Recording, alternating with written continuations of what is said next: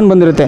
ಫ್ಯಾನ್ಸ್ಗಳು ಆಲೆ ಸೆಲೆಬ್ರಿಟಿಗಳು ಆಲೆ promotion ಚೆನ್ನಾಗಿ ನಡೀತಿದ್ರೆ ಆಲೆ ಸ್ವಲ್ಪ but ಅವ್ರ ಜೊತೆ ಇದ್ದವ್ರು ಕೆಲವು ನನ್ನ ಗಜಪಡೆಗಳು ಆ ಗಜಪಡೆ ಆಸು ನನ್ನ ಅಣ್ಣ ಅಂತ ಇದ್ದಾರೆ ಯಾರು ಇವತ್ತು ಯಾರು ಪ್ರಮೋಷನ್ ಸರ್ ಇವಾಗ ಒಂದೇ ಇರೋದು ಸರ್, ಬಾಸ್ ಬಿಟ್ಟರೆ ನಾನು ಅಪ್ಪಟ ಡಿ ಬಾಸ್ ಅಭಿಮಾನಿ.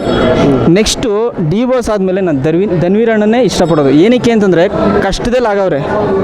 ಇವತ್ತು ಅವ್ರು ಜೈಲಿಗೆ ಓಡಾಡ್ತಾ ಇರೋದು ನೋಡಿದ್ರೆ ತುಂಬ ಇವಾಗ ಪ್ರೆಸೆಂಟ್ ಅವ್ರು ಮಾಡ್ತಾ ಇರೋದು ಗಜಪಡೆಯಲ್ಲಿ ಧನ್ವೀರ್ ಅಣ್ಣ ಒಂದೇ.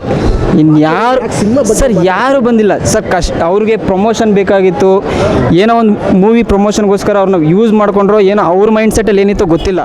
ಬಟ್ ಕಷ್ಟದಲ್ಲಿ ಧನ್ವೀರ್ ಅಣ್ಣ ಹಿಡ್ದಿರೋ ಕೈ ಸುಮ್ಮನೆ ಅಲ್ಲ, ಆಂಜನೇಯ ಬಾಸ್ಗೆ. ಬಟ್ ಯಾಕಂದ್ರೆ ಅವ್ರ ಕೈ ನೋವಿದ್ದಾಗಲೇ ವಿಷಾದ ಟೀಸರು ಟ್ರೈಲರು ಸಿನಿಮಾಗಳಿಗೆಲ್ಲ ಪ್ರಮೋಷನ್ ಬರ್ತಾ ಇದ್ರು ಸರ್. ಒಂದೇ ಫೇಸ್ಬುಕ್ ಇನ್ಸ್ಟಾಗ್ರಾಮ್ ಸೋಷಿಯಲ್ ಮೀಡಿಯಾಗಳು ಇರುತ್ತೆ, ಒಂದು ವಿಡಿಯೋನೂ ಕೂಡ ಬಿಟ್ಟಿಲ್ಲ. ಸಿನಿಮಾ ಬಗ್ಗೆ ಅವ್ರ ಬಗ್ಗೆ ಬೇಡ, ಅವರು ಅಹಿತಕರ ಘಟನೆ ಏನು ಬೇಡ, ಸಿನಿಮಾಗಳ ಬಗ್ಗೆ ಒಂದು ಬಿಡ್ಬೋದಾಯ್ತು ಸರ್. ಅದು ಗೊತ್ತಿಲ್ಲ ಸರ್, ಏನಂತ ಗೊತ್ತಿಲ್ಲ. ಬಟ್ ಕೈ ಒಂದು ಹಿಡ್ದಿದ್ದಾರಲ್ಲ ಧನ್ವೀರ್ ಅಣ್ಣ. ಸೆಲೆಬ್ರಿಟಿಗಳು ಸ್ಟೇಜಿನ ಕೆಳಗಡೆ ಇರ್ತಾ ಇದ್ರು, ಗಜಪಡೆಗಳು ಸ್ಟೇಜ್ ಮೇಲೆ ಇರ್ತಿದ್ರು ಜೊತೆ. ಹೌದು ಸರ್. ಅವಾಗ ನೋಡಿದವರು ಜೊತೆ ಇದ್ದು ನೋಡಿದವರು ಸರ್ ಅದನ್ನೇ ಸರ್. ಅವಾಗ ಬಂದ್ಬಿಟ್ಟು ಬಾಸ್ ಚೆನ್ನಾಗಿದ್ರು, ಏನು ಪ್ರಾಬ್ಲಮ್ ಇರಲಿಲ್ಲ. ಸೊ ಇವಾಗ ಪ್ರಾಬ್ಲಮ್ ಆಗಿದೆ ಅಂದ ತಕ್ಷಣವೇ ಬಾಸ್ನ ಕೈ ಬಿಡೋದು ತಪ್ಪು.